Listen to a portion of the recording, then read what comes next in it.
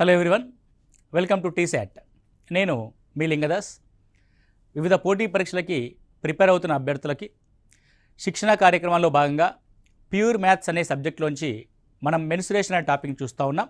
అందులో భాగంగా areas and perimeters అనే కాన్సెప్ట్ ఏ విధంగా ఉంటుందో గత క్లాస్లో చూసాం.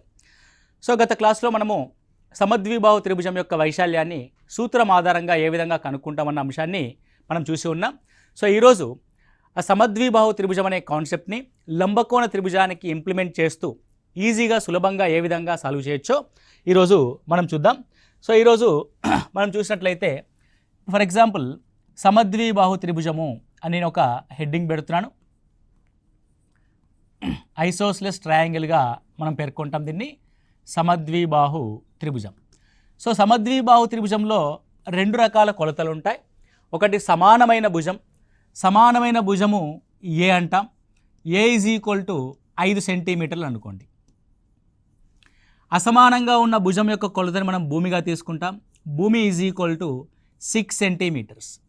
గత క్లాస్లో సమానమైన భుజము 5 సెంటీమీటర్లు, అసమానమైన భుజము 6 సెంటీమీటర్లుగా ఉన్న సమద్విబాహు త్రిభుజం యొక్క త్రిభుజ వైశాల్యాన్ని మనం ఫార్ములా ఆధారంగా కనుక్కున్నాం. నేనేం చెప్తున్నానంటే సమద్విబాహు త్రిభుజంలో మనకు ఒక లంబకోణ త్రిభుజం ఏర్పడుతుంది. సమద్విబాహు త్రిభుజంలో మనకు ఒక లంబకోణ త్రిభుజం అనేది ఏర్పడుతుంది. అది ఏ విధంగా ఏర్పడుతుంది అన్నది కూడా మనం గత క్లాస్లో చూసి ఉన్నాం. సో ఇప్పుడు లంబకోణ త్రిభుజాన్ని ఐడెంటిఫై చేద్దాం. ఇది ఏ, ఇది బి, ఇది సి. ఇది సమానమైన భుజము 5 సెంటీమీటర్లు, 5 సెంటీమీటర్లు. ఇది అసమానంగా ఉన్న భుజము 6 సెంటీమీటర్లు అనుకుందాం. సో అసమానమైన భుజానికి గీసిన లంబము దీన్ని సమానంగా విభజిస్తుంది. సమద్విబాహు త్రిభుజంలో అసమాన భుజానికి ఎదురుగా ఉన్న శీర్షము నుంచి అసమాన భుజానికి లంబాన్ని గీస్తే ఆ లంబము అసమాన భుజాన్ని సమానంగా విభజిస్తుంది. ఏదో టంగ్ ట్విస్టర్ లాగా ఉందనుకోకండి, లేదండి, సమానంగా లేని భుజం ఉంది కదా, దీన్ని లంబము సమానంగా విభజిస్తుంది. సింపుల్. అంటే 6 సెంటీమీటర్ కాస్త ఏమవుద్ది, 3 and 3గా డివైడ్ అవుద్ది. ఇప్పుడు చూడండి, ఇది ఒక లంబం అంటే ఎత్తు. ఇది 3, ఇది 5, ఇది ఎత్తు కలిగిన ఒక లంబకోణ త్రిభుజం. మీకు లంబకోణ త్రిభుజం యొక్క త్రిభుజ భుజాలు గుర్తుకు రావాలి.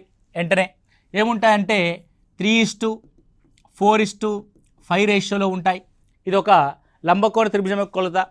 సో లంబకోణ త్రిభుజంలో 3 ఉంది, 5 ఉంది, ఇక లేనిది ఏది 4. ఇదే దాని యొక్క ఎత్తు. సింపుల్. ఎత్తు ఎంత అండి? 4. ఇప్పుడు ఏరియా కనుక్కోవచ్చు కదా. So what about area? A is equal to half into భూమి. భూమి ఎంత మొత్తము 6 ఇంటూ హైట్ ఎంత 4. So 2 2s 4, 6 12 centimetre square. ఎందుకంటే ఆన్సర్ అది 6 2s 12 సెంటీమీటర్ స్క్వేర్ అనేది ఈ మొత్తం సమద్విబాహు త్రిభుజం యొక్క వైశాల్యం. అంటే ఎలా కనుక్కున్నాం మనము? హైట్ని ఐడెంటిఫై చేయడం ద్వారా. హైట్ని ఏ విధంగా ఐడెంటిఫై చేస్తున్నావు? సమానమైన భుజాన్ని అదే విధంగా తీసుకుంటున్నాము, అసమాన భుజంలో సగం తీసుకుంటున్నాము. ఇవి రెండు లంబకోణ త్రిభుజంలోని 2 కొలతలు అవుతాయి. దీంట్లో మిస్ అయిన ఒక కొలతనే 4 సెంటీమీటర్లు అన్నది హైట్గా మనం తీసుకుంటున్నాం. ఫర్ ఎగ్జాంపుల్ సమద్విబాహు త్రిభుజంలో అసమాన భుజం ఉంది. అసమాన భుజం యొక్క కొలత 17 సెంటీమీటర్లు. సమాన భుజం యొక్క కొలత ఏ 17 సెంటీమీటర్లు. అసమాన భుజం యొక్క కొలత 16 సెంటీమీటర్లు. అసమాన భుజం యొక్క కొలత 16 సెంటీమీటర్లు. ఇప్పుడు దీని నుంచి మనం హైట్ని రాద్దాం.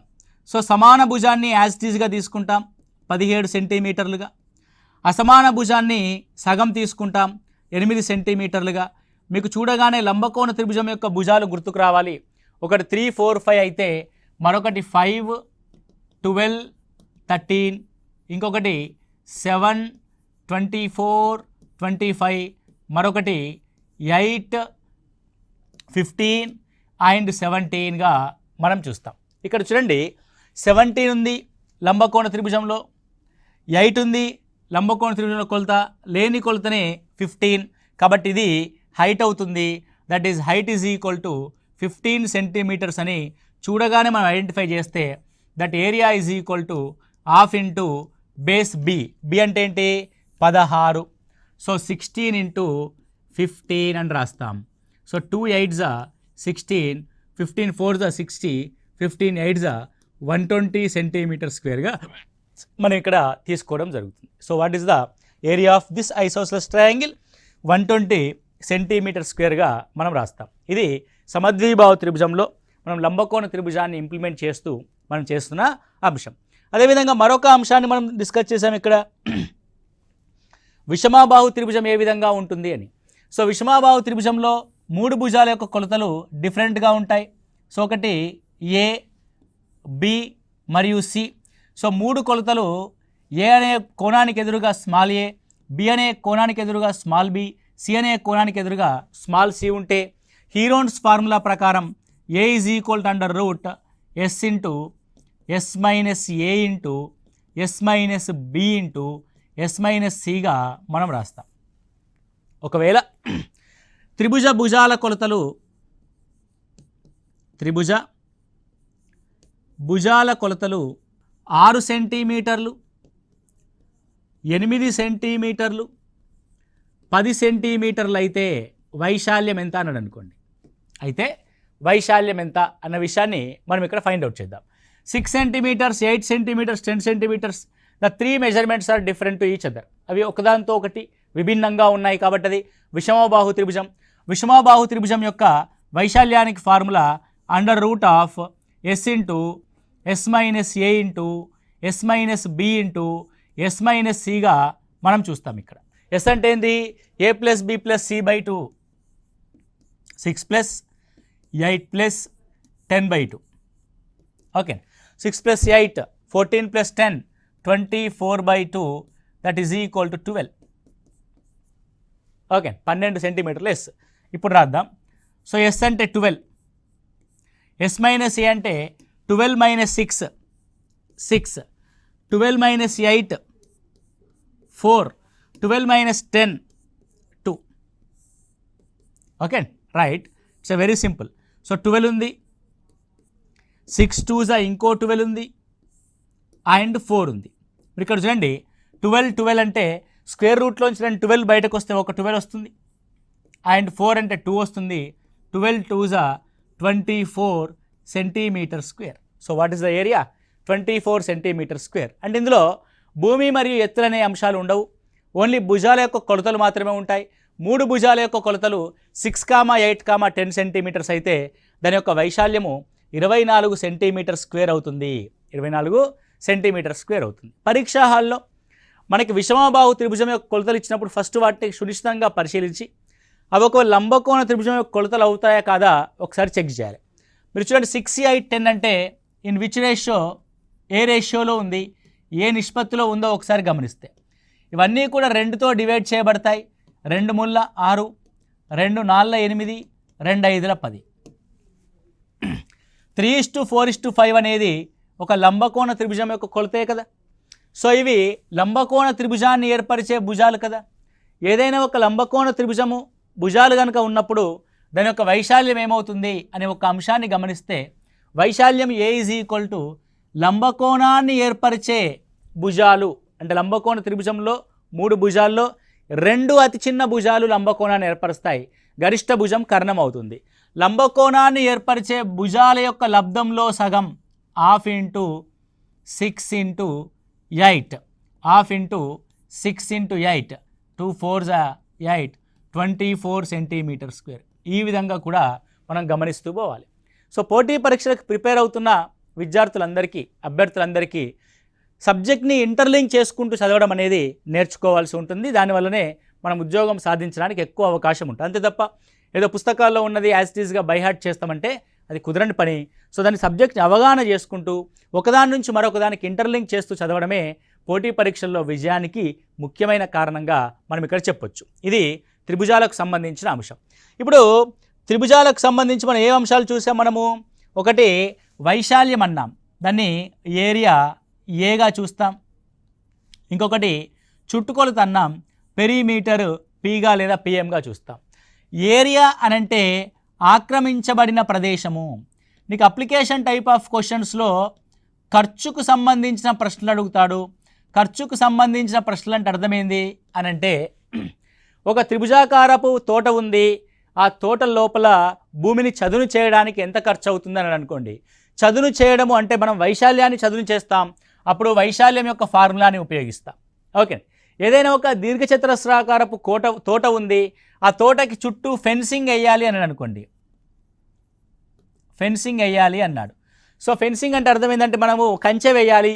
సో కంచె వేయడము అంటే అర్థం ఏంటి అని అంటే కంచె దేనికి వేస్తాం, మనము చుట్టుకొలతకి కంచె వేస్తాం. కాబట్టి చుట్టుకొలతకు సంబంధించి కంచె ఫార్ములాస్ని మనం ఇక్కడ అప్లై చేస్తూ వెళ్తాము. ఓకే, ఇది త్రిభుజం యొక్క mensuration problems, application type of questions మనకి ఏమొస్తాయో తదుపరి క్లాసులో చూసుకుంటూ వెళ్దాం. ఇప్పుడు త్రిభుజం గురించి మాట్లాడాం కాబట్టి మరొక జామితీయ నిర్మాణమైనటువంటి ట్రయాంగిల్ గురించి మాట్లాడాం కదండి. ఇప్పుడు మనము రాంబస్ గురించి తెలుసుకుందాం. ఇది రాంబస్. ఓకే, సో దీన్ని మనం రాంబస్ అంటాం, లేదంటే సమచతుర్భుజం అని అంటాం. ఇది రాంబస్. రాంబస్లో ఏముంటాయంటే ఏ, బి, సి, డి అనే 4 శీర్షాలు ఉంటాయి. అండ్ దానికి ప్రతి ఒక్క భుజము సమానంగా ఉంటుంది, ఏ అండ్ ఏ. ఓకే, సో అన్ని త్రిభుజ నిర్మాణాలని మనము భూమి ఇంటూ ఎత్తు ఆధారంగా మనకు అనుకున్నాం కదండి. రైట్, ఇందులో ఒకసారి మీరు గమనిస్తే ఇప్పుడు బీడీని కలుపుతో కర్ణాన్ని గీసాం. ఇది D1 కొలత కలిగిన కర్ణం అనుకోండి. ఇప్పుడు D1 కొలత కలిగిన కర్ణం ఏం చేసింది అని అంటే రాంబస్ని 2 త్రిభుజాలుగా విభజించింది, అవునా కదా. రైట్, ఇప్పుడు ఏం చేస్తానంటే ఏసీని కలుపుతూ మరొక కర్ణాన్ని గీస్తా, దీని యొక్క కొలత D2 అవుతుంది. ఓకే, రాంబస్లో ఉన్న అతి ముఖ్యమైన అంశం ఏంటంటే కర్ణాలకు సంబంధించి కర్ణాలు ఒకదానితో మరొకటి లంబ సమద్వీఖండనం చేసుకుంటాయి. కాబట్టి ఇప్పుడు బీడీ అనే ఒక కర్ణము ఏసీ అనే కర్ణాన్ని ఏం చేస్తుందంటే సమద్వీఖండనం చేస్తుంది. అంటే దీని పైనున్న కొలత D2/2 అవుతుంది, కిందున్న కొలత కూడా D2/2 అవుతుంది. పైన ఇదంతా ఒక దీర్ఘచతురస్రం. ఏం దీర్ఘచతురస్రము? భూమి D1గా, దాని యొక్క పైన D2/2 ఎత్తుగా, లంబ సమద్వీఖండనం అన్నాం కదా, ఎత్తుగా ఏర్పడిన ఒక త్రిభుజం. సేమ్ త్రిభుజం పైనుంది, సేమ్ త్రిభుజం కిందుంది. కాబట్టి 2 త్రిభుజ వైశాల్యాలకి ఇది సమానం. కాబట్టి area of rhombus is equal దేనికి సమానము? 2 త్రిభుజ వైశాల్యాలకి సమానం. త్రిభుజ వైశాల్యం అంటే హాఫ్ ఇంటూ భూమి ఇంటూ ఎత్తు. భూమిగా మనం D1ని తీసుకుంటున్నాము, ఎత్తుగా మనము ఈ పైవైపు ఉన్న ఎత్తుని తీసుకుంటున్నాము, D2/2. ఓకే, సో ఇటు 2 క్యాన్సల్.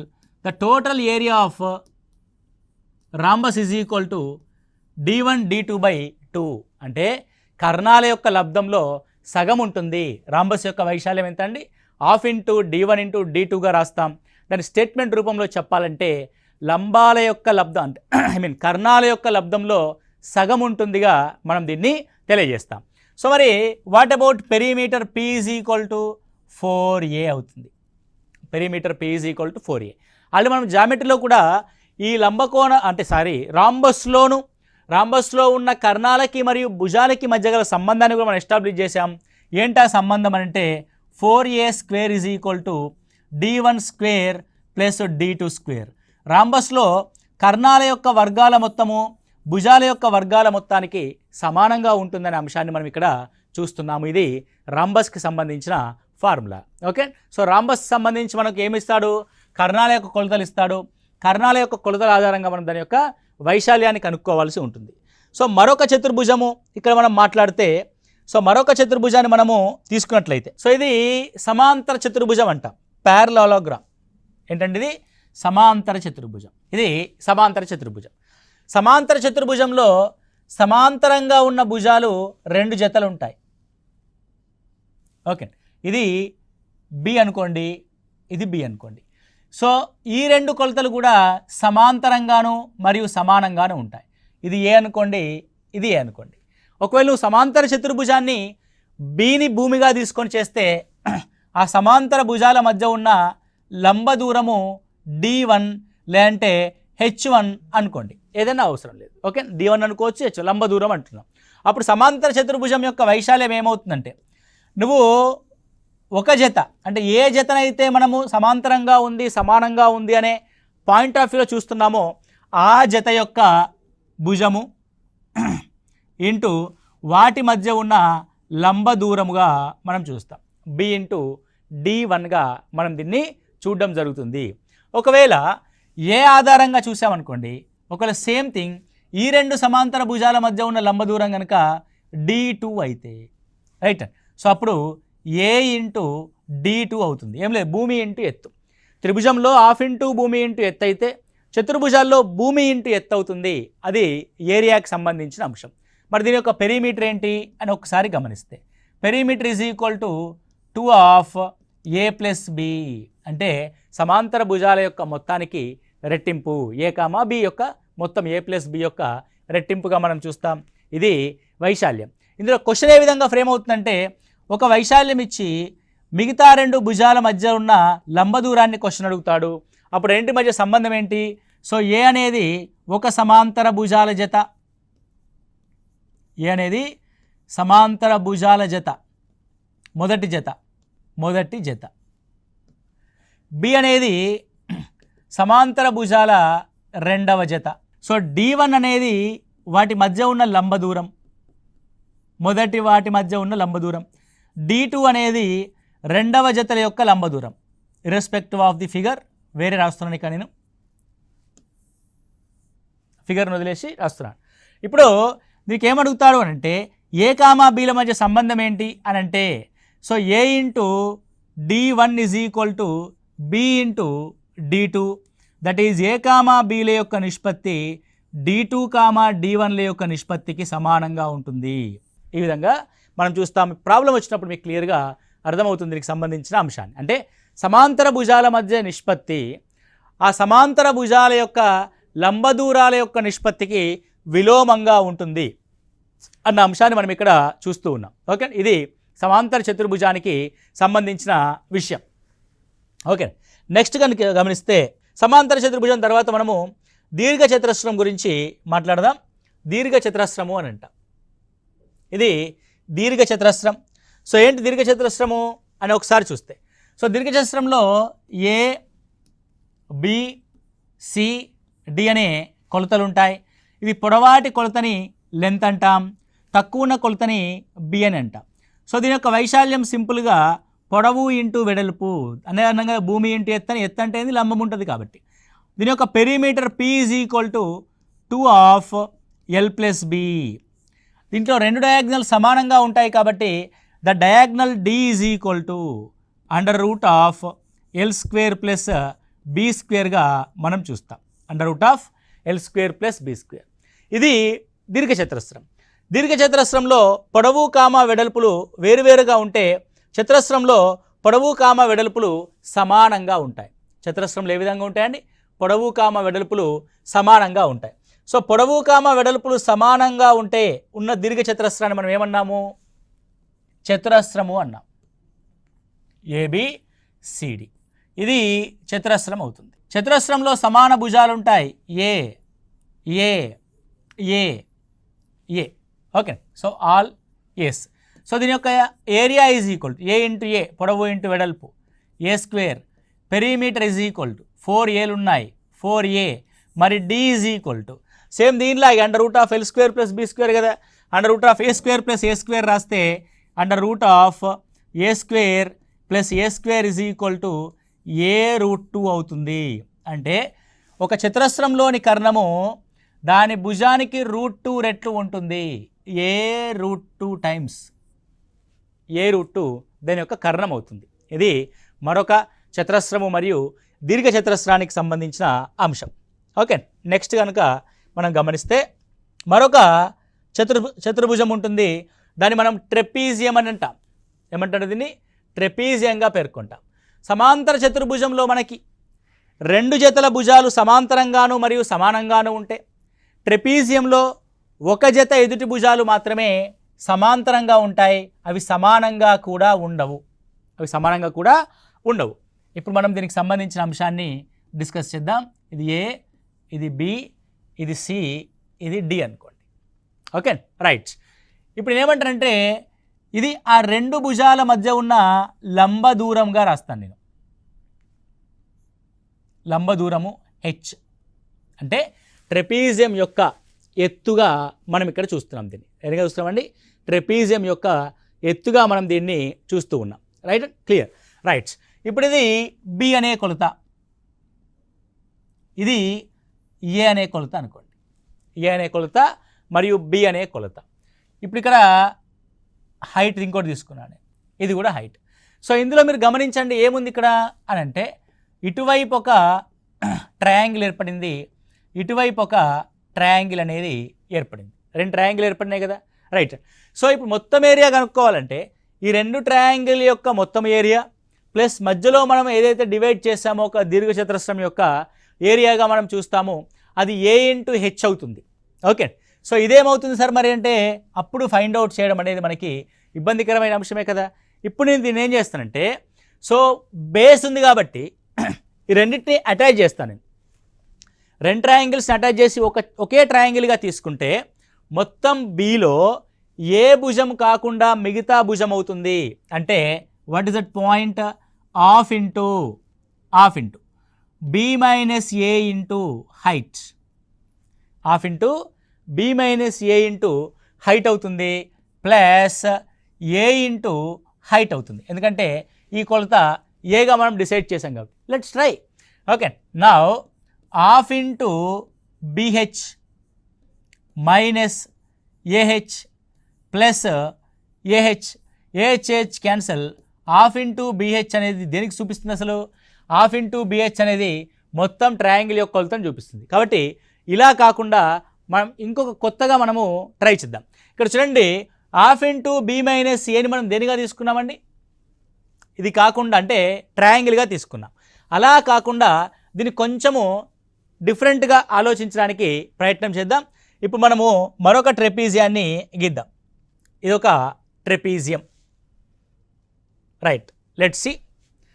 ఇక ట్రెపీజియంలో ఒక డయాగ్నల్తో నేను త్రిభుజంగా విభజించా. ఇదొక త్రిభుజం అండ్ ఇదొక త్రిభుజం. ఓకే, త్రిభుజంలో ఇది బేస్ బి అనుకోండి, ఇక్కడ నుంచి ఇక్కడికి ఉన్న లంబ దూరం హెచ్, ఇది బేస్ ఏ అనుకోండి, రైట్ అండి. ఏ అనుకున్నప్పుడు ఈ శీర్షానికి ఉన్న లంబ దూరం కనుక మనం ఎక్స్టెండ్ చేసి రాస్తే ఇది హైట్ అవుతుంది. ఎక్కడైనా తీసుకోవచ్చు హైట్ని. సో ఇప్పుడు ఈ త్రిభుజం యొక్క ఏరియా ప్లస్ ఈ త్రిభుజం యొక్క ఏరియా రెండింటిని కలిపితే సరిపోద్ది కదా.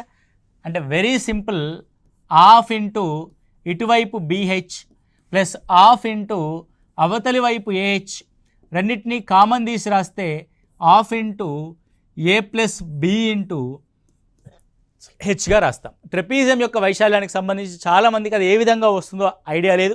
కొంతమంది ఇలా సింప్లిఫై చేసి రాస్తారు, అలా చేసినా సరే మనకి రావడానికి ఛాన్స్ ఉంటుంది. ఇదైతే పర్ఫెక్ట్ మెథడ్. ఇటువైపు ఒక హాఫ్ ఆఫ్ బిహెచ్, పైవైపు ఒక హాఫ్ ఆఫ్ ఏహెచ్, రెండింటినీ కలిపి రాస్తే half of A plus B into H అవుతుంది. ఇది ఒక ట్రెపీజియం యొక్క వైశాల్యానికి ఫార్ములా.